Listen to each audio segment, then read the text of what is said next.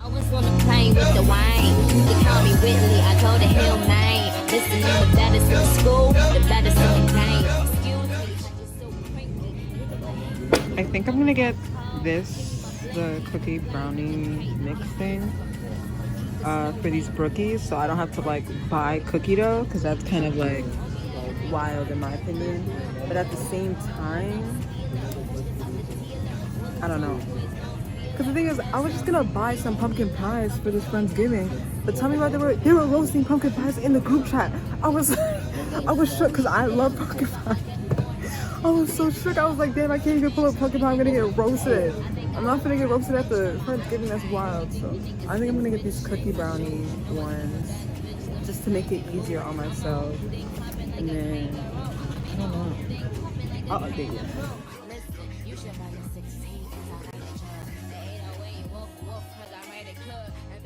I ended up going with the cookie high. I ended up going with the cookie brownie mix because I didn't feel like buying separate, like getting cookie dough, Oreos, and brownie mix. And then it seemed like a lot, and a lot is not what I'm here for. I'm just here to make brownies. I used to like baking a lot. I don't want to do this. It took a lot for me to get out of bed to convince myself that, you know what, let's make these brownies, just because of the fact that like I was like, maybe I can just pull up with nothing. Maybe they'll be fine. I'm using these two bowls to make the two brownie mixes, and then I'm using this bowl to make the cookie dough, and I'm just gonna split it in half because I just don't feel like getting too many dishes involved in this, because that's just a lot. All right, I've already been doing this for like 2 seconds. This is way easier than I thought it was gonna be. I thought it was gonna be like mad work. Let's see if we have enough oil. That's gonna be the big reveal. Sadet, how are y'all? How is your Thanksgiving right now? We just chilling, we just vibing, we just talking. We just chilling, we just what? We just bet. Hey, it's Yamila. I'm interjecting on my slutty brownie tutorial because I think I just like, you need to see my face and you need to like understand these steps, like if you know what I mean. Like I don't know, I just like wanted to insert myself even more on my own videos, so like you're just gonna get to me. That's fine. I'll be explaining the things that I did in the video, because honestly, like I'm not gonna gatekeep like this bomb slutty brownie recipe. Like it's not like I invented it or something. Like I'm not the new age Betty Crocker. So what's going on here is that I did not have enough vegetable oil, and the recipe kind of called for vegetable oil, but what do I look like going back to the store and getting more vegetable oil? So what I did is I kind of like half, well more like 3/4, 1/4 it with like 3/4 vegetable oil, 1/4 olive oil, probably a bit more than 1/4 olive oil, but like who really cares? The brownie still tasted good. And then once I like put both of the oils in the cup all the way to 2/3 cup, because each recipe called for 1/3. So I poured 2/3 cups of oil, I mixed it up, and then I did half of that, so 1/3 cup into one of the mixes, 1/3 cup into the other mix.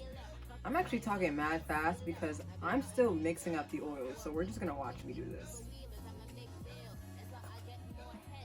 Sorry y'all, I'm really burpy right now because I have some Diet Coke. Oh, scientist. Oh.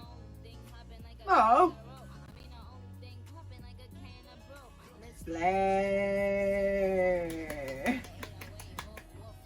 All right, and now I'm putting in the 2 tablespoons of water per bowl of brownie mix. I kind of grabbed the random spoon because like that's a spoon, right? Like that's a tablespoon question mark? I don't really know. The brownies still tasted good. Literally the only reason why I'm posting this is no matter what I did here, the brownies still tasted good. Like I don't really know. But I'm already mixing, Lord.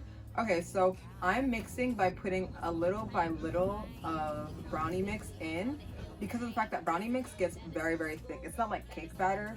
Like brownie batter, it thickens really fast. So you don't want to do half of it. You want to go little by little by little by little in order to like really like slay and make sure that there's not like a bunch of clumps in it, because why are you having clumps in your batter? Like, what are you, an amateur? Is this amateur hour now? Exactly. So yeah, you see me whisking it and whisking it.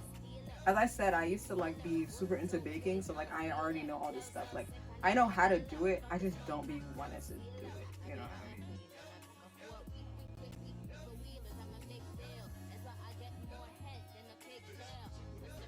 On to the next step. Okay, so basically right now I'm like setting everything up. You see, I already have the cookie batter already done. That was too much of a labor intensive process for me to record. Like I'm not gonna show me doing real labor, because then y'all are gonna expect me to do real labor, which I'm a lady. Like labor and me, like we're not even in the same room. Okay. I had to wait. Okay. No. So basically I'm like, I'm scraping the brownie mix out. I literally skipped everything I'm doing right now. I have not been talking about that. I put down Oreos. I put 16 in each, because slay. So that each like brownie that I cut like would have an Oreo to it.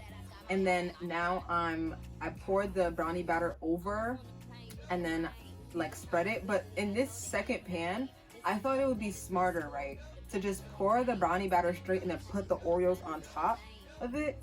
That is not the smarter idea. I'm not gonna hold me, like that was a really bad idea of me, because like some of the Oreos were naked. Like you'll see when I put some of the Oreos in, they were literally just naked. I couldn't have like put them in any deeper for real. So my first method of doing it was superb, better, and I suggest you go with that if you're ever to recreate this.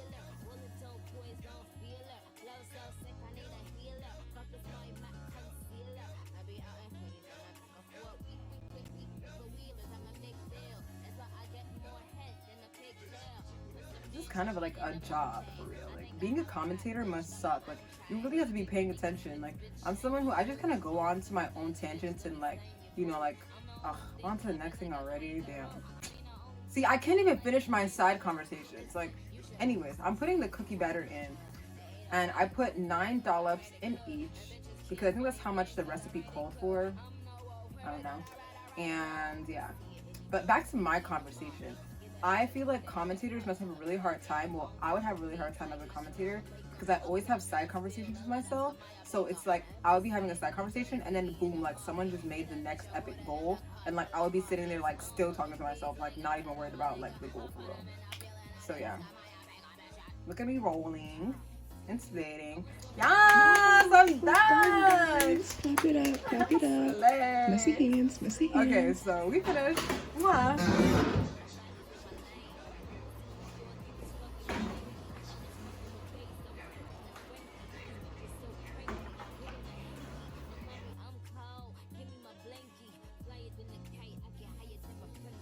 Hello, my loves. So, I'm about to leave the house for the friendsgiving. The slutty brownies, they're ready. Slay. I have to cut some for Deb and Sia though, because I don't know if they're going to the friendsgiving. I don't think they are. But obviously, like those are my guys. So I just kind of they're my schlats. I gotta feed the schlats. Like I eat, we all eat. You know the vibe. So like the one time I make slutty brownies, of course I'm gonna save some for the slimes before I give it to the rest of the people. You know what I mean? That's like morals for real. And talking about morals, let me put you onto something. All right, core. Core is literally like sister for life. Like I'm telling you that, and I am so genuinely grateful for someone like Core, and I'm gonna tell you why. For me, actions speak a whole lot louder than words. Like you could tell me anything you want, but I will forever see you in the way that you treat me. Like I will never forget. Like I'm someone I will never forget. Like even if I don't remember the reason, I'm able to remember the feeling of just disdain whenever someone who's treated me wrongly is in my proximity.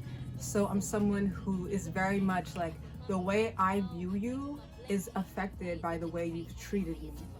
Core, I needed something from Core, right?